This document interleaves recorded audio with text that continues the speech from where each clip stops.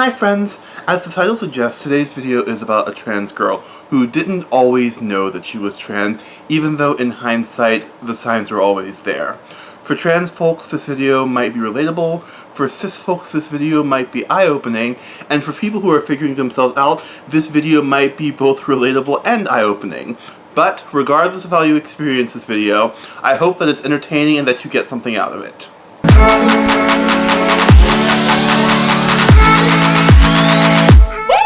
Hello everyone, welcome back, happy Pride, and blessed Litha to all who celebrate. My name's Maddie, and here on this channel we make videos about LGBT issues and mental health. So if that sounds like your cup of tea, consider subscribing. A couple of quick announcements before we get started. First, I wanted to remind you that there is a version of this video without background music. So if background music isn't your jam, we've got you covered. And second, we're starting a Patreon. It's my favorite of the evolutions. If you're a fan of the channel and you'd like to support our work, or if you're new to the channel and want to support a black, queer, trans, disabled educator, you can do so for as little as $2 a month. Some of the perks include bloopers and outtakes from our videos, playlists that have been handcrafted by some of the alters in our system, poetry written by me and Natalie, and short stories and book chapters written by me. If you decide that you want to support us, you will have our undying gratitude. But if supporting us on Patreon isn't in the cards for you right now, that's totally okay. Your support here on the channel is seen and felt and appreciated. Anyway, welcome to part 2 of 10 Signs I Was Trans But Didn't Know It. For those of you who missed the first video, hello! My name is Madeline, I'm a non-binary trans woman, and while I don't necessarily fit the trans narrative of I've always known that I was, insert gender here, I do fit the trans narrative of I've always known I was different. And even though I haven't always known that I was trans, I've always been trans, and that's abundantly clear in hindsight. So a couple of years ago, I talked about 10 of those signs that I was trans, even if I didn't know it. But ever since the original video aired, I've had these moments like, oh yeah, that was a thing that happened, wasn't it? And I'd wish that I'd put those stories in the original 10 Signs I Was Trans video. But then I realized that I've probably had enough stories to make a second video, and that brings us to where we are today. One quick thing before we get started, you could relate to all of these stories and be cis, or relate to none of them and still be trans. This is not a list of things to check off to figure out who you are. They're stories from my personal experiences that I think could be relatable for other trans folk. I hope they help, but even if they don't, I hope they entertain. I've rambled on long enough, so let's get started with sign number 1. When I was about 6, I absolutely loved learning how to braid hair on Barbie dolls during church daycare. Now I know what you're going to say, but Maddie, kids of any gender can braid hair and play with dolls. And to that I say thank you, you wonderful human, for standing on the more progressive side of history. Because you're absolutely right. Toys have no gender, and the fact that we try to put people in boxes from such a young age is upsetting. People are so much more than the stereotypes that we try to impose on them based on their physical form. All that being said, I knew what the rules were. I knew that boys weren't supposed to play with Barbie dolls, but I did anyway. And yes, it felt rebellious, but it also felt right. Not because dolls have to be for girls, but because I understood dolls to be a thing for girls, and I enjoyed engaging in the activity for that reason. Anyway, moving on to sign number 2. I was obsessed with gender swap plots in movies and TV shows.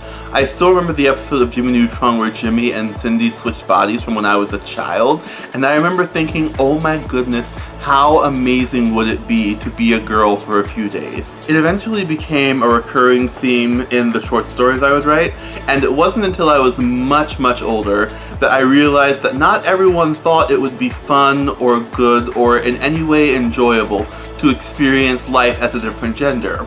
So yeah, there may be some people, some cis people, who are down with the idea of gender swapping. I'm thinking about that one Scooby-Doo movie where Fred switched bodies with Daphne and he was totally here for it. But generally speaking, I think that wanting to be part of a gender swap is probably more of a trans thing. Sign number 3 talks generally about puberty and body changes, specifically about the general chest area. So if that's a source of dysphoria for you, you can go ahead and skip to this point in the video. But yeah, sign number 3 is that I had a love-hate relationship with my chest. Despite being an AMAB person, I developed breasts around the age of puberty. And initially, I didn't think anything weird about it. I had boobs and they were just a part of my body.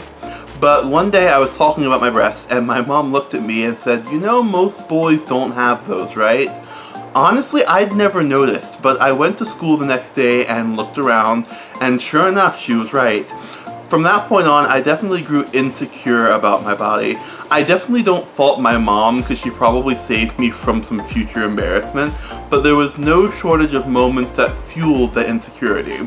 Like, one day at camp, I was forced to play on the Skins team in a Shirts vs. Skins basketball game, and I got laughed at because I had boobs. I got made fun of for dancing specifically because my body moved in certain ways, and swimming was an absolute nightmare before I realized that I could wear t-shirts into the pool. I even remember saying on more than one occasion, I wish I could just wear a bikini. I definitely think it's worth noting that figuring out that you're trans is often confusing. Like, I disliked my body because I thought it was unmasculine, and I thought I was supposed to be masculine. But my mom offered the opportunity to have top surgery, and I turned it down because on some level I didn't actually think that my body was wrong, and my body wasn't wrong, and Maddie of the future is very thankful to Maddie of the past for not changing our body in that way. But yeah, when trans people come out, it's not terribly uncommon for our loved ones to say things like, "I'm surprised," or "I would have known if you were trans." But sometimes we're surprised to figure out too. And honestly, if we didn't know that we were trans, what makes you think that you would? Trans identities are complex, and the only thing that's really straightforward about our identities is that we deserve love and respect. So yeah, if you're a trans person who's had a bit of a love-hate relationship with certain parts of your body, you're in good company. You're not alone. Okay, I'm done talking about puberty. Sign number 4 is that I got misgendered in my 7th grade math class, and I didn't hate it. At least not for the reasons you would expect from a seemingly cisgender male child. See, I was in the honors math class, and it was a class of all girls. Past me would have said all girls besides me, but we now know that that wasn't quite the case. And so, because the class was made up of all girls and a closeted, unaware trans girl, it wasn't uncommon for our teacher to say things like, "Alright ladies, let's get to work," or "Girls, I need you to quiet down," things like that. And naturally, there were several moments when the other students would be like, "But what about Maddie?"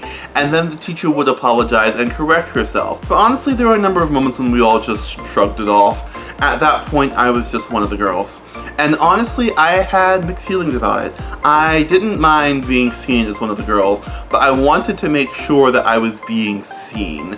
I wanted to make sure that I wasn't being overlooked and ignored, and there were moments when I definitely felt forgotten.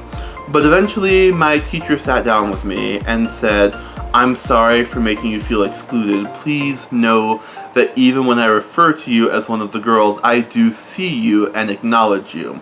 And honestly, from then on, I was pretty chill with it. I don't know if I felt euphoric about it, but I definitely wasn't opposed anymore. Anywho, sign 5 is that my preference for playable characters in video games tilted heavily towards femme and androgynous characters. This probably isn't as much of a surprise to anyone who's even remotely familiar with video games, but most video games are made with the boys and the menfolk in mind. From strong male leads to attractive female characters clearly built for the male gaze, video games are definitely a male-dominated industry, and it shows. But while I was never really drawn to games that were made specifically for girls and women, I've enjoyed playing as femme and androgynous characters for as long as I can remember. For example, in the 3rd grade, I remember being really excited about this character. This is the protagonist of Final Fantasy Tactics Advance, and while they aren't a customizable character, you do have the option to put your name in and play as yourself. And as you can probably see, this is a rather androgynous character. They could easily pass as male, female, or any other gender. So when I played back in 3rd grade, I played using my birth name because I didn't find out that I was trans until I was 20. But even then, I was excited that the character I was playing as had femme attributes. Then when I was in high school and college, I made it a habit of playing only as the female characters whenever possible. When I played Final Fantasy X, my party was usually Yuna, Riku, and Lulu. When I played Final Fantasy XIII, my party was usually Fang, Lightning, and Vanille. Fun fact, Vanille is actually one of the fictives in our system, so clearly she left a lasting impact on our collective psyche. But yeah, when it comes to customizable games, I didn't create myself as a female character until after I realized I was trans, but still, video games were definitely an outlet for me to express my gender. Sign number 6 is closely related to sign number 5, and it's that I always sought out femme representation in books and TV shows and movies. Quite simply, if a piece of media didn't have at least one prominent female character, preferably one to whom I could relate, I didn't want to engage with it. I wasn't interested. It was something that I was consciously aware of, but I completely misunderstood why I felt that way. Per my reasoning, the reason why I wanted femme representations in the books and movies and TV shows I encountered was because I was attracted to women. Never mind the fact that I also thought I was attracted to men at the time. Never mind the fact that it's incredibly rare for me to develop genuine crushes on fictional characters. Never mind all that. In my head, relating to femme characters so intently that you want to be them is just normal straight-ish guy stuff. And while I want to say that I'm now less picky about the gender of the characters I read and watch and play as, I honestly think I'm pickier now. Like, I went 2 full decades consciously and subconsciously denying myself the happiness that comes with consuming gender-affirming media content, so why would I deprive myself now? That being said, being conscious of who you are and what you like is an absolute game changer. 10 out of 10 would recommend. Moving on to sign number 7, my English teacher's gender stereotype struck a chord with me because I realized that her description of men did not apply to me at all, and that her description of women did.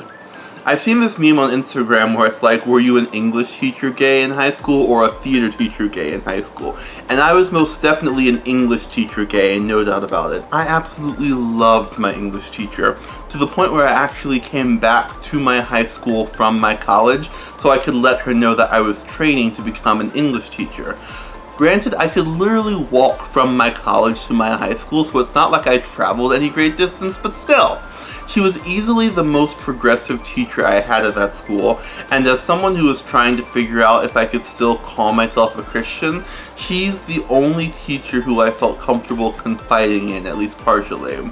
And so naturally, when she had something to say, I typically listened pretty closely. And one of the things that she said on more than one occasion was something to the effect of, men have brains like calculators. You input the information and new information gets output. It's a clear, logical progression. But women have brains that are more like a supercomputer, where multiple programs are running at the same time, information is bouncing back and forth rapidly, and you don't know how you got that answer, but you know that it's right.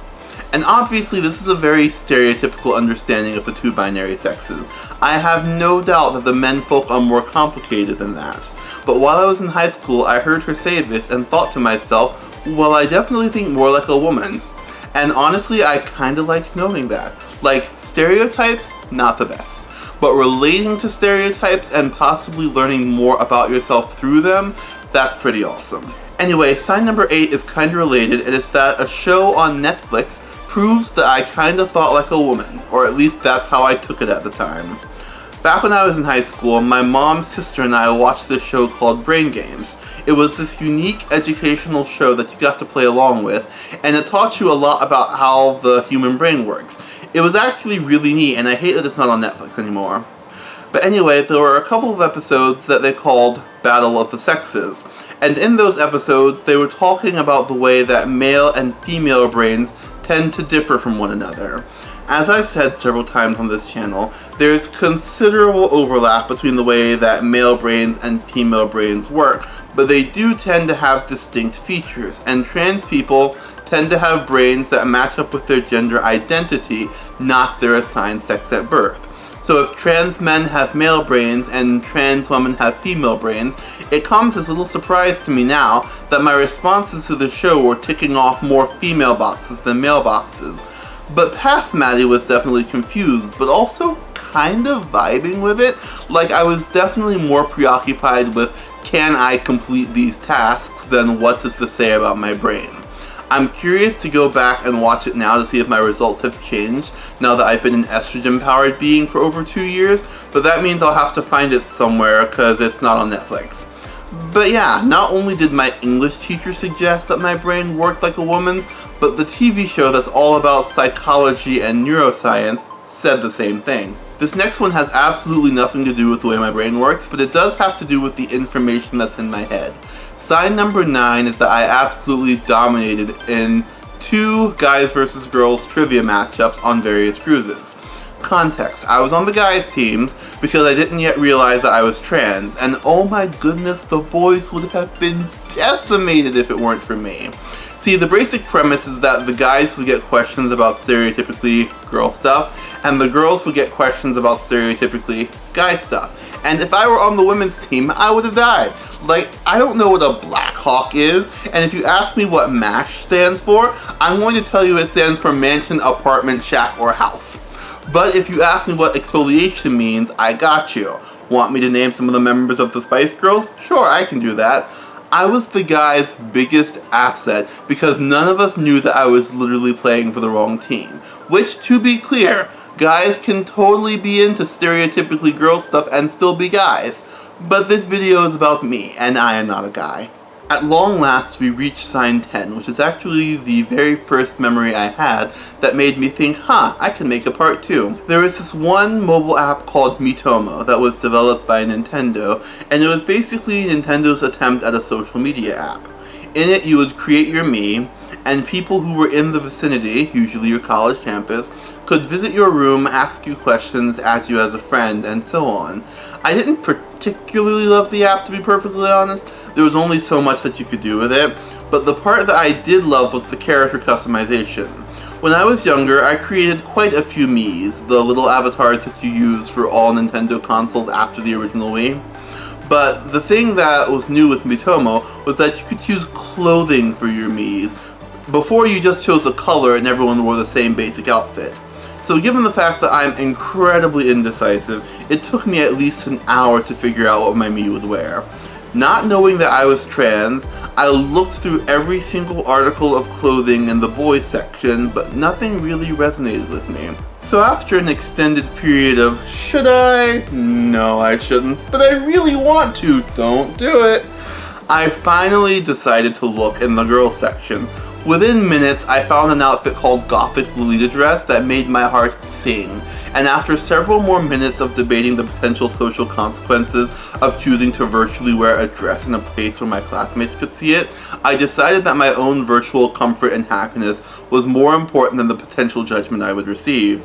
And the ultimate plot twist is that literally no one gave me a hard time for wearing the dress, which honestly shouldn't have been a surprise. Most of my friends majored in theater, psychology, sociology, and English. And I'm not sure if this is the case everywhere, but at my college, those were the majors that had a reputation for being super progressive. So yeah, I was quite literally worried about nothing. And the moral of this story is that I need to actually buy myself a Gothic Lolita dress. I think they're cute. No, but really, the moral of the story is that you should take every opportunity you can to figure out how to express yourself. Video games are usually a safe place to try on different hats, so to speak, and experiment with different roles, so allow yourself the freedom to do so, even if you play with your friends. Anyway, that's 10 more signs I was trans but didn't know it. This one was a lot more difficult to make because my memory isn't always the best, but honestly I think that made it more fun. It was kind of like a scavenger hunt except with memories. That being said, I'm not sure if I'll make another video like this one, just because finding 10 more signs might be really difficult. But new memories resurface all the time, so who knows? If you enjoyed this video, don't forget to like, comment, and subscribe. While you're at it, feel free to pop on over to our Patreon and consider supporting us in that way. But no matter what, remember that you're wonderful, and that the world is a better place because you're in it. And as always, Thank you so much for watching, and I'll see you again in the next video. Bye!